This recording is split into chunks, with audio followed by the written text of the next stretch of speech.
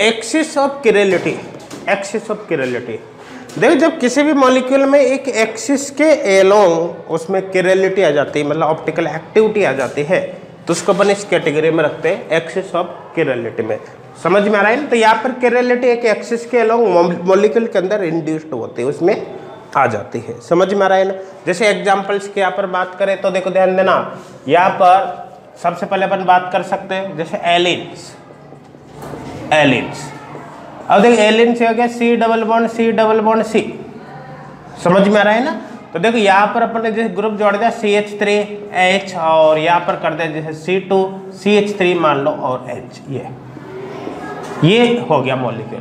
देखो ध्यान देना HV, अपन को पता है कि H से V हो गया, नॉन प्लेनर हो गया, नॉन प्लेनर है और ग्रुप यदि डिफरेंट है तो ये ज्योमेट्रिकल आइसोमेरिज्म शो नहीं करता, लेकिन ऑप्टिकल आइसोमेरिज्म ये शो करता है। तो देखिए ज्योमेट्रिकल आइसोमेरिज्म नहीं देगा, ऑप्टिकल आइसोमेरिज्म ये देता है। ग्रुप डिफरेंट होना जरूरी, वो अपन पहले भी कर चुके हैं, ये अपन को पहले से पता है, ठीक है ना। अच्छा एलिन ही क्यों? देखो एलिन लाइक और सिस्टम भी हो सकते हैं, जैसे आगे भी इसमें हो सकते हैं C double bond C continue. अगर H2V आता है, नॉन प्लेनर सिस्टम आता है, तो उस कंडीशन में ग्रुप डिफरेंट होने पर ऑप्टिकल एक्टिव होगा। समझ में आ रहा है नहीं आ रहा? अब देखो ध्यान देना नेक्स्ट जैसे हेमिस्पाइरेंस, हेमिस्पाइरेंस। देखो हेमिस्पाइरेंस में क्या है कि अगर अपन ने किसी एक डबल बॉन्ड को किसी रिंग के द्वारा शिफ्ट कर दिया, रिंग के द्वारा रिप्लेस कर दिया, तब भी नेचर में कोई अंतर नहीं आता। सेम कॉन्सेप्ट अपन अप्लाई करते हैं, अपन ने पढ़ रखा है ऑलरेडी। समझ में आ रहा है ना? तो देखो यहाँ पर अपन ये कर सकते हैं कि जैसे इसको एक रिंग से रिप्लेस कर दिया, जैसे ये केस हो गया, ये एक रिंग यहाँ पर ले ली, ये डबल बॉन्ड, ठीक है ना, यहाँ पर कर दिया डबल बॉन्ड और CH3H और यहाँ पर कर दिया वेज पर H और डैश पर CH3। कुछ भी कर सकते हो, कोई दिक्कत नहीं है।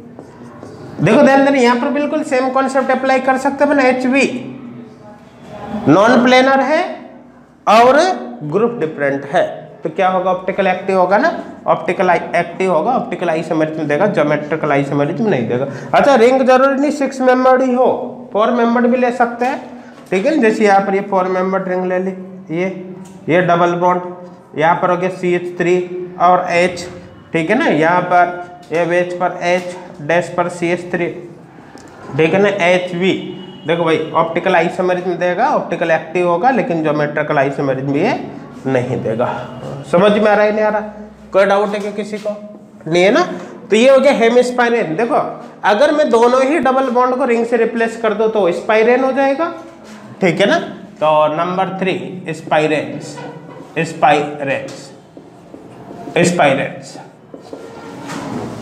ठीक है ना। देख स्पाइरेंस यहाँ पर क्या इस तरह का केस होगा, जैसे ये हो गया, ये रिंग, इस रिंग से एक और रिंग यहाँ पर अपन जोड़ देते हैं, ये ठीक है ना, और ये CH3 वेज और हाइड्रोजन डैश और यहाँ पर कर दिया CH3H। देखो HV नॉन प्लेनर हो गया ना, नॉन प्लेनर हो गया, ग्रुप डिफरेंट है तो ऑप्टिकल आइसोमेरिज्म देगा नहीं देगा? ऑप्टिकल एक्टिव होगा, ऑप्टिकल आइसोमेरिज्म देगा, लेकिन ज्योमेट्रिकल आइसोमेरिज्म नहीं देगा। समझ में आ रहा है यहाँ तक? कोई डाउट है क्या? देखो नेक्स्ट इस तरह का केस ले सकते हैं, जैसे ये ले लिया, ये ठीक है ना, यहाँ पर कर दिया अपन ने जैसे CH3H और यहाँ पर ये हो गया, ठीक है ना, ये H। समझ में आ रहा है? ग्रुप डिफरेंट है, ये नॉन प्लेनर हो गया, मतलब ऑप्टिकल आइसोमेरिज्म देगा, ये ज्योमेट्रिकल आइसोमेरिज्म नहीं देगा। समझ में आ रहा है ना? इसी तरह से अपन देख सकते हैं नंबर 4 बाइफिनाइल्स। अच्छा ये ग्रुप डिफरेंट होना जरूरी है, ग्रुप डिफरेंट नहीं होंगे तो उस कंडीशन पर ऑप्टिकल एक्टिव भी ये नहीं होगा। समझ में आ रहा है ना? वो सब अपन ने पहले भी पढ़ रखा है। अब देखो नेक्स्ट केस जैसे बाइफिनाइल्स, ये बाइफिनाइल, नेक्स्ट केस लेते हैं जैसे बाइफिनाइल, ठीक है ना, बाइफिनाइल्स। समझ में आ रहा है? देखो ये हो गया, ये। अब देखो अगर मान लो मैं बाइफिनाइल को डायरेक्ट इस तरह से लेता हो तो क्या ज्योमेट्रिकल आइसोमेरिज्म ये ऑप्टिकल एक्टिव होगा? नहीं होगा। क्यों? क्योंकि ये अभी नॉर्मल केस है। लेकिन अगर मैं यहाँ पर ग्रुप डिफरेंट जोड़ दूं जैसे एक्स वाई, अब यहाँ पर भी जोड़ दिया जैसे एक्स वाई, अब एक्स वाई ये हो सकता है या ए बी, कुछ भी कर लो, कोई फर्क नहीं पड़ता। तो उस कंडीशन के इनके बीच हिंड्रेंस होगा नहीं होगा? इस हिंड्रेंस की वजह से ये फिर रोटेशन है यहाँ पर, इस हिंड्रेंस की वजह से ये एक रिंग है आउट ऑफ प्लेन हो जाएगी इस तरह से। तो ये एक वेज पर चला जाएगा, ये पार्ट, ये पार्ट वेज पर चला गया। ये समझ में आ रहा है नहीं आ रहा? तो इसका मतलब ये एक रिंग यू है और एक रिंग अब यू है। अब इस कंडीशन में आप इसमें प्लेन लगा सकते हो क्या? नहीं लगा सकते, क्योंकि अब ये रिंग इस तरह से नहीं है कि बीच में से प्लेन लग जाए कि यहाँ पर एक्स वाई, एक्स करो एक जगह एक्स वाई, ये अब ऐसे नहीं है, बल्कि एक रिंग यू, ये यू है, बीच में से आप प्लेन नहीं लगा सकते। आप ये प्लेन भी नहीं लगा सकते, क्यों? क्योंकि इधर का ग्रुप अलग है, इधर का अलग है, और ये रिंग यू है तो बोर्ड के पीछे की तरफ एक्स हो गया और बोर्ड के ऊपर की तरफ वाई हो गया। आप यू भी नहीं लगा सकते क्योंकि बोर्ड के पीछे की तरफ एक्स है और ऊपर की तरफ वाई है। अच्छा, ग्रुप की पोजीशन जरूरी तो नहीं कि यहाँ की, जैसे मान लो यहाँ तो मैंने सेम कर दिया लेकिन ग्रुप यहाँ पर डिफरेंट कर दिया, तब भी तो प्लेन नहीं होगा। तो आपको पूरा मॉलिक्यूल चेक करना है, समझ में आ रहा है ना? लेकिन सपोज करो जैसे यहाँ पर एक्स एक्स दोनों ग्रुप सेम हो जाते तो उस कंडीशन में तो बीच में से प्लेन लग जाता ना, ये एक्स एक्स होता, ये रिंग तो यू है ही सही, फिर तो ये प्लेन लग जाता। समझ में आ रहा है? तो ग्रुप डिफरेंट होना जरूरी है। कोई डाउट है क्या तक? तो इस कंडीशन में ये ऑप्टिकल एक्टिव होगा, ऑप्टिकल आइसोमेरिज्म ये देगा। समझ में आ रहा है ना? तो ये ऑप्टिकल एक्टिव होगा, ऑप्टिकल आइसोमेरिज्म देगा, ज्योमेट्रिकल आइसोमेरिज्म ये नहीं देगा। कोई डाउट है क्या तक? नहीं है ना? तो देखो नेक्स्ट केस यहां पर होगा नंबर 5 बाइपिरोल्स।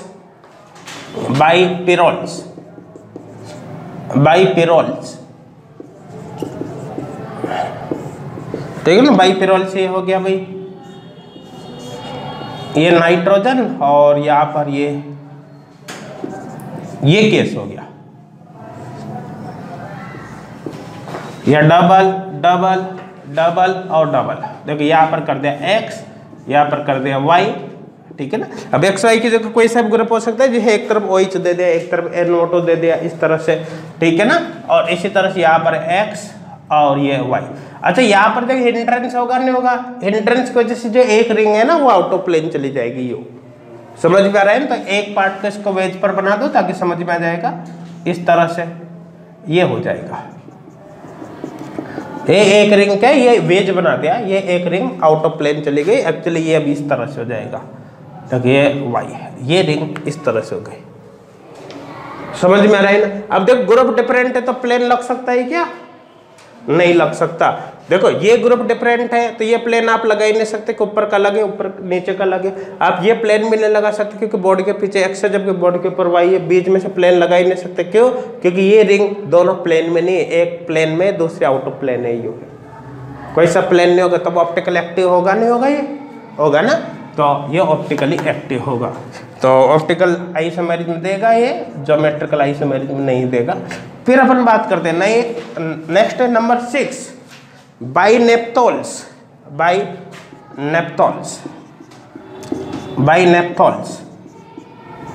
ठीक है ना? बाइनेप्थोल्स देखो ये भी ऑप्टिकल आइसोमेरिज्म शो करेगा। यहाँ पर अपन बना सकते हैं इस तरह से, जैसे ये केस ले लिया, ये केस ये हो गया भाई।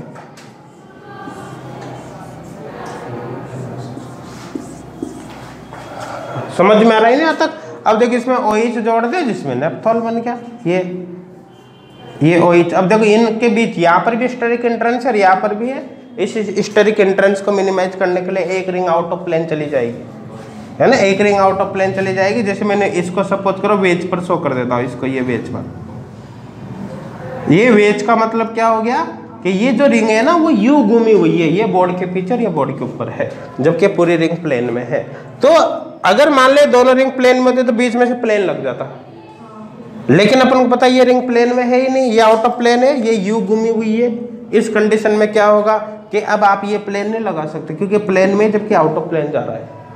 समझ में आ रहा है ना? अभी ऑप्टिकल एक्टिविटी शो करेगी, तो ये क्रेल होगी, ऑप्टिकल एक्टिव होगी, तो ऑप्टिकल आइसोमेरिज्म शो करेगी, ज्योमेट्रिकल आइसोमेरिज्म ये शो नहीं करेगी।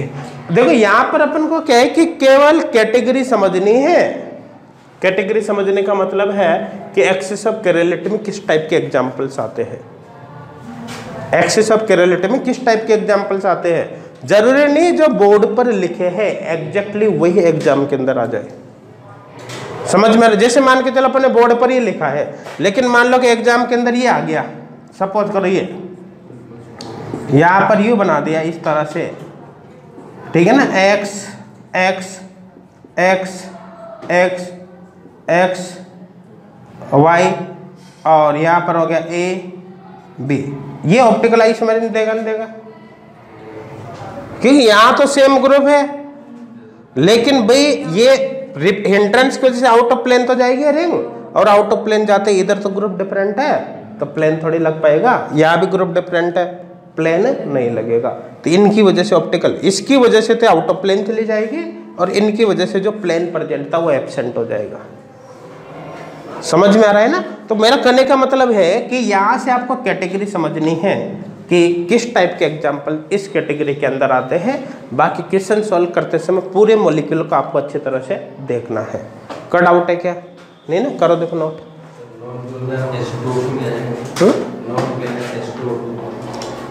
किस नॉन एक्चुअली क्या वो तो ये इनमें क्या हिंड्रेंस है, ये घूम नहीं रहा।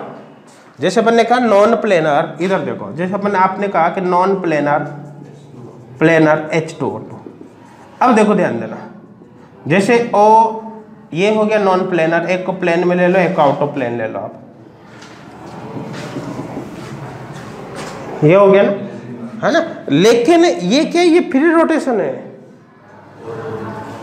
समझ में आ रहा है नहीं आ रहा। और फ्री रोटेशन है तो घूम रहा है, तो आप डायरेक्ट जब H2O2 की बात करते हो तो ऑप्टिकली इनएक्टिव होगा। हाँ, स्पेशली करो कि इसकी इस कन्फर्मर की बात करो तो फिर अपन बोल सकते हैं ऑप्टिकल एक्टिव, ठीक है ना। लेकिन यहाँ पर आपको ऐसा बोलने की जरूरत नहीं, ये तो रहेंगे एग्जिस्ट ही इस फॉर्म में करेंगे। जैसे ये है, हिंड्रेंस की वजह से प्लेन में आ ही नहीं सकते, फ्री रोटेशन नहीं है, यहाँ पर घूमेगा नहीं है। एक्चुअली इस हिंड्रेंस की वजह से ये आउट ऑफ प्लेन इस फॉर्म में एग्जिस्ट करेगा। समझ में आ रहा है ना, क्योंकि ये जब प्लेन में आएंगे तो हाईली हिस्टेरिक हिंड्रेंस होगा, जिससे स्टेबिलिटी क्या हो जाएगी, कम हो जाएगी। तो यहाँ पर मैक्सिमम कंटेंट इसका इसी फॉर्म में रहेगा, जबकि यहाँ पर ऐसा थोड़ी हो रहा है। तो यहाँ तो या तो स्पेशली बोले कि इसी फॉर्म में चेक करो आप, तो फिर अपन उसके अकॉर्डिंग बता सकते हैं। और डायरेक्ट आपसे पूछे H2O2 तो भाई नॉन प्लेनर ही होगा, सॉरी नॉन यही होगा, ऑप्टिकल इनएक्टिव ही। समझ में आ रहा है ना, क्योंकि H2O2 की तो जो मेन फॉर्म है वो तो यही रहेगी। समझ में आ रहा है ना। तो आपको अकॉर्डिंग टू क्वेश्चन देखना है कि क्वेश्चन में एक्चुअली पूछ कर रहा है सामने वाला।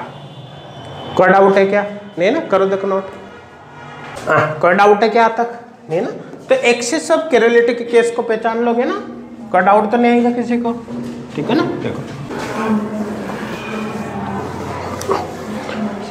देखो RS कॉन्फ़िगरेशंस, हेडिंग डालना RS configurations of examples of axis of chirality, axis of chirality. देखो एक्सिस ऑफ केरेलिटी के जो एग्जाम्पल्स है उनका RS कॉन्फ़िगरेशन आप कैसे करोगे, ठीक है ना। जैसे ये समझो आपके ये एक केस ले लिया हमने, C डबल बॉन्ड C और यहाँ पर कर दीजिए CH3H, और यहाँ पर हो गया जैसे डैश पर CH3, वेज पर H, HB। ये इसका RS कॉन्फ़िगरेशन आपको देखना है कि R होगा या S होगा, ठीक है ना।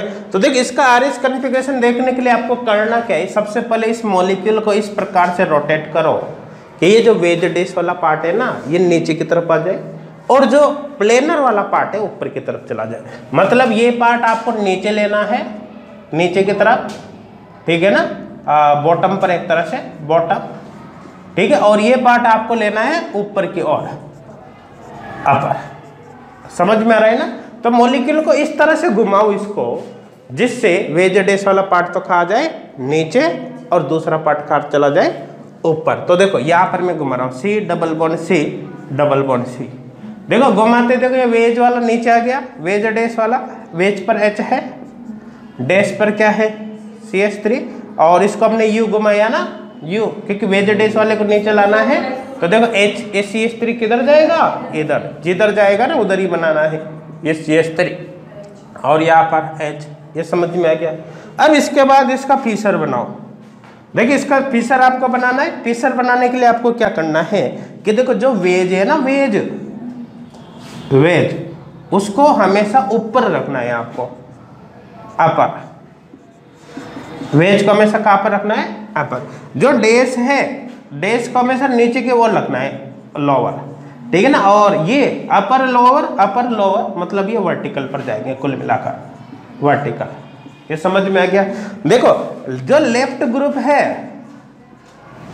लेफ्ट ग्रुप को लेफ्ट में ही रखना है, मतलब ये लेफ्ट है राइट है ना, तो यहां पर लेफ्ट ग्रुप आएगा, लेफ्ट ग्रुप, और ये राइट है ना, तो यहां पर राइट ग्रुप आएगा, राइट ग्रुप। और जो ये ऊपर है यहां पर वेज आएगा, ऊपर की तरफ कौन आएगा, वेज।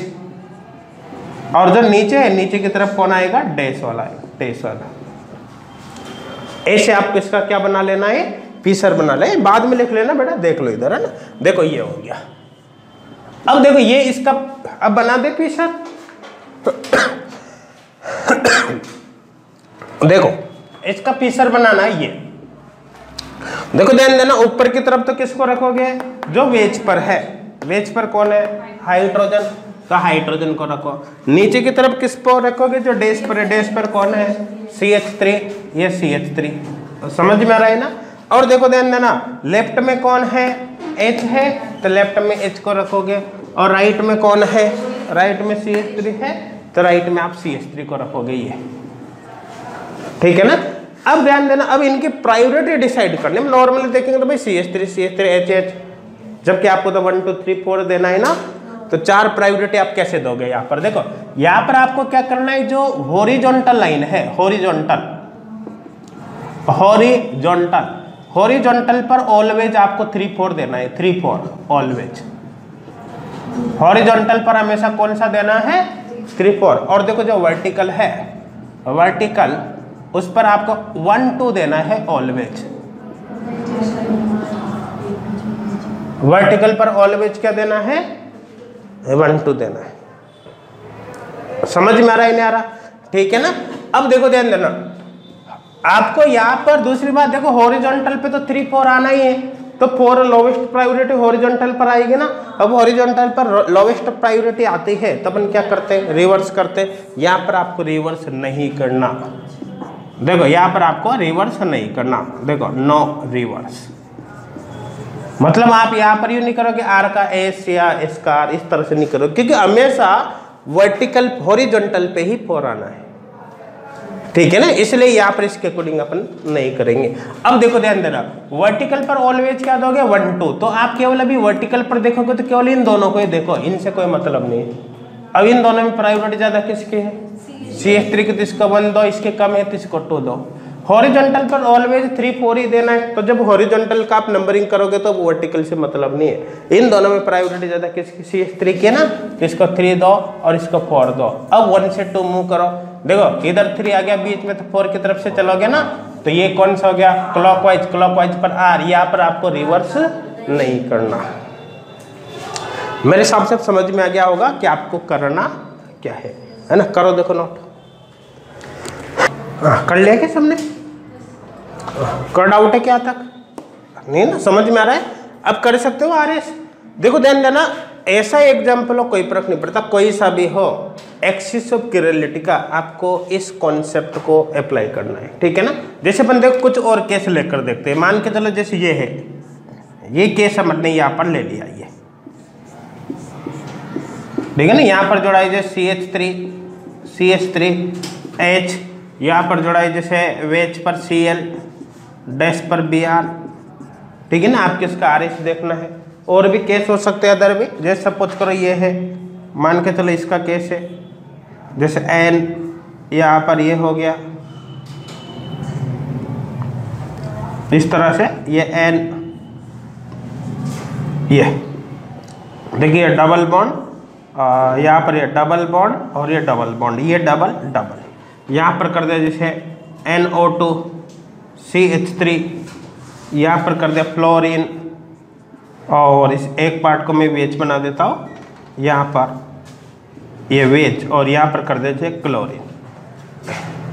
समझ में आ रहा है? कोई सब सीट में बहुत सारे एग्जांपल्स दे रखे हैं आरएस कॉन्फ़िगरेशन निकालने के लिए, आपको भी तरीका समझना है, क्वेश्चन सॉल्व आपको सीट से करना है, ठीक है ना। करो, देखो इनका आरएस निकालो क्या आता है। कर लिया सबने? हो गया? कोई डाउट है क्या? नहीं ना, चलो मैच कर लेना। देखो ध्यान देना, अब देखो मैं डायरेक्ट ही बना रहा हूँ। वेज पर क्या है? Cl, डैश पर क्या है? Br, और इसको इस तरह से रोटेट करेंगे कि वेज डैश वाला नीचे जाए पार्ट, तो यू रोटेट करना पड़ेगा। ये रोटेट करेंगे तो CH3 इधर आएगा और H इधर आएगा। इन दोनों में प्रायोरिटी ज़्यादा है तो इसकी 1, इसको 2, इन दोनों में ज़्यादा इसकी तो इसकी 3, इसकी 4। अब 1 से 2 चलना है, 1 से 2 ये होगा S का ऐसे ही रखोगे। समझ में आ गया? इसकी बात करें तो इसका भी फीचर बना देते हैं। चलो देखो ध्यान देना, वेज पर Cl है, डैश पर क्या है? फ्लोरीन, सॉरी ये हो गया ना वेज और डैश, क्योंकि ये वेज है तो डैश ही जाएगा, क्योंकि ये होगा ना ये, तो देखो डैश पर फ्लोरीन। अब वेज डैश वाले को नीचे करना है तो यू घुमाना है मॉलिक्यूल को, यू घुमाएंगे तो NO2 इधर जाएगा, NO2, और ये CH3 इधर आएगा। अब इन दोनों में प्रायोरिटी ज़्यादा इसकी है ना, तो ये 1, 2, इन दोनों में इसकी ज़्यादा है 3, 4, 1 से 2 चलना है, क्या होगा? S का ऐसे ही रखना है। अब मेरे हिसाब से कोई डाउट नहीं होगा, है ना। सीट में बहुत सारे क्वेश्चन दे रखे हैं, आप सॉल्व करके देखना उनको। कोई डाउट है क्या आता? नहीं है ना।